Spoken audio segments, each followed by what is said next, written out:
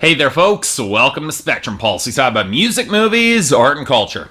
And today we're going to be talking about the newest album from Hopsin, titled Pound Syndrome. You're not gonna find that many underground rappers as controversial these days as Hopsin is, and not for the reasons that you might think, at least for me. See, I remember reviewing Knock Madness nearly 2 years ago and liking it a lot, but upon repeated re-listens, I would say about a few songs, it's not exactly an album that's held up all that well. As much as I like Hopsin's flow and his bars and his penchant for more descriptive imagery, and his desire to hit some more serious subject matter and do it pretty well, his material's always had his fair share of problems. For one, he's a much better rapper than he is a producer, and while he rides his beats pretty well, they don't nearly have the texture to really hold up if there isn't more melody. They just come across as kind of chintzy. But the larger issue comes in the dichotomy of his content and his persona. Like his main influence, Eminem, he uses the alternate Hopsin persona when he wants to get a little bit more visceral and violent, and the Marcus persona when he wants to get a little bit more serious and heartfelt. The problem is that that line can start to blur, and not only can make some of his conscious material feel pretty preachy, but it can also feel pretty hypocritical, especially when he talks about women. At its best, sort of like some of his singing and its hooks, yeah, it's kind of corny, but I can tolerate a fair amount of it. But at its worst, it's more than a little bit insufferable, especially considering Knock Madness is nearly full throttle all the time and really could have used some more room, just slow down and take a breath, or maybe dive a little bit deeper into some of those more conscious subject matter. And I'm not exactly sure when it was. But the critical conversation about Hopsin polarized in a big way with this shift in his subject matter, with some people really liking it and some people really not liking it, especially considering how much he was screwing around with his fan base, saying that he was going to quit rap and retire to Australia. And then he pulls this Dumb and Dumber 2 joke to unretire in a video and then announce another album he produced himself. And look, I was gonna cover this. I like Hopsin, and you can't deny that he can spit. And even if Pound Syndrome sucked, it would at least be interesting to listen through and review, right? Honestly,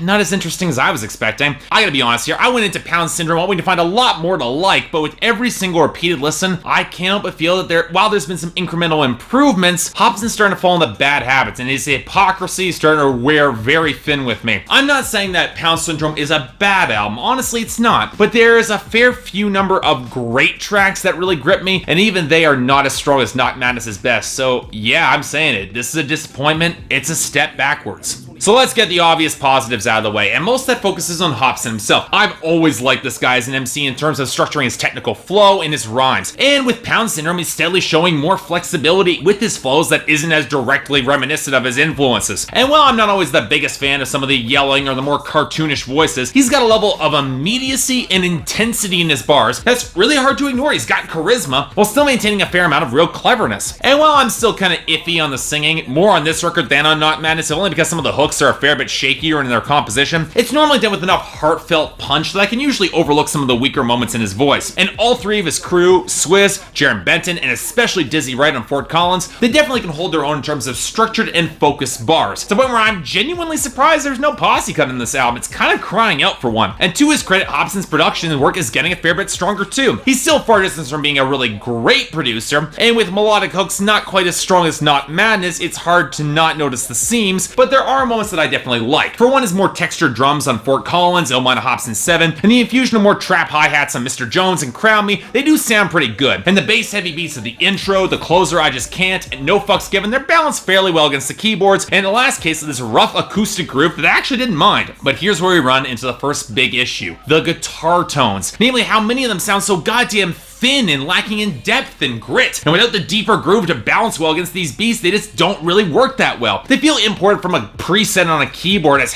do half the strings and all the horns on this album, not having the organic edge to really ground its punch. Hell, even the synths can feel thinner than they should, like on the otherwise excellent track Funk Volume Until I Die over the verses, or that airy track Fly, which is really an odd fit for a Rant Against the System with that production that's less Kendrick and more Kanye, especially with that gratuitous autotune slathered all over the hook that does not sound good. And this takes us to those hooks, and yeah, there are some that have some punch like Crown Me or even Fort Collins, but others just like No Fucks Given or Forever Ill that just do nothing for me whatsoever. And look, I can appreciate Hopsin, he did it all himself. And I appreciate the snide jabs at mainstream rappers who rely more on the heavy beats than any sort of bars and words for their hype, especially on the pretty damn funny skit No Words. But when some of your beats can't even rise to their level and you still co-opt mainstream trends and flows for your hooks, namely some of the trap elements, lines, you're in glass houses, dude, just saying. And on that note, let's talk about lyrics and content, the area where I'm inclined to see more from Hopsin, the area I was looking forward to, and where I ended up getting a fair bit less. Part of this is inevitable. Hopsin seems more stable and confident than the unstable neuroses that drove so much of Knock Madness. But it also means the dramatic stakes feel somewhat lower on this album, and it's harder for me to invest. No Hope and No Fucks Given are both stabs at moochers that are solid enough, but they don't do anything all that special or unique. And Forever Ill and Crown Me are stabs at the mainstream that might be well deserved, but are a little bit undercut, when in the latter case, Hopsin is targeting rappers for being feminine or being gay or bi. Now, don't get me wrong, the attacks on advertising and materialism and fame for its own sake and reality shows that perpetuate terrible stereotypes about black culture on songs like Fly, those are solid points to be made. But dude, if you want to rip on Young Thug, he's more than whack enough for you to take him apart without ripping on his presumed sexuality. Just comes across as really juvenile and lacking in deeper insight. It makes your more conscious side ring as pretty hypocritical. It also doesn't exactly make you look good when you attack rappers who never made it big commercially, or wannabes trying to leverage connections to get to the top. Yeah, okay, I know they're easy targets, and I know you probably deal with hundreds of them every single day, but you can do better than that with your targets, dude. Especially when you brag about getting on the XXL freshman color as if that's ever been a standard for quality in terms of rap. Where the sound gets more interesting, at least for me, is in some of the storytelling. Sure, Funk Fonging Till I Die isn't anything all that new, I know the story, but it's still well told. And Fort Collins does a very solid job exploring his introspection of why he ditched that tour stop, and the very real fallout from Dizzy Wright's point of view, which did a lot to humanize the song and show both sides of the story. I actually really liked it. But on the opposite hand, we've got Ramona, attempt at bad comedy about a hysterical girl following Hopsin's crew on tour, with Jarren Benton that just becomes incredibly grating, especially with that fake voice in the outro, and just another entry in the list of bad songs that Hopsin has written about women, with this one probably being one of the worst of them. And of course, there's Ill Mind of Hopsin 7, his most thought-provoking song, his skyward rant at God that features some of his best production and raw insight as he tries to untangle the loss of his faith with all that symphonic swell. And oh man, I want to like this song a lot more than I do, because I definitely get his anger and his frustration being asked to have faith in a God that doesn't answer, and is pleased to have that something to believe in, especially in the religion built by men around it imposes contradictory morality, and his mind simply just used to control people. Not an uncommon point of view or conclusion for him to reach, but the more I think about the rationale for his conclusions on this album, the reasons why he doesn't have his faith anymore, the more I'm left looking for more from him. I think where Hopsin could have found peace of mind by separating religion's structure of God versus faith itself in a higher power, or maybe treated the Bible as more of a morality fable or an allegory instead of hard fact. And given he supposedly analyzed the book, I'm a little bit surprised he didn't do that. Instead, his rationale for the rejection of faith is that he wanted to have more fun on earth that he knows, and he's not going to pass that up. I get it, going with the sure thing, I can't blame him for that, but I can't help but feel that it feels a little bit thin and unsatisfying and honestly a little juvenile, especially when there's more of a middle ground he could have taken. He could have found a solution here, but that would have required greater nuance, and the more I listen through Pound Syndrome by Hopsin, the more I'm realizing that he didn't really bring that on this album. Yes, he's a good rapper, and yes, he's got some pieces of common sense, good insight that I really like, but for as expressive and emotive of a rapper as he is, the subtlety is not there. Go with production that really should have been better and a lack of great hooks to back it up. I'm thinking a very strong 6 out of 10 and maybe a recommendation, but mostly for Hopsin fans only. Pound Syndrome might place Hopsin in a more defined, stable place as a rapper than most previous records, but now I want to see how he can leverage some of that foundation he has in place, and from listening to this record, I think he's got a fair amount of work to do.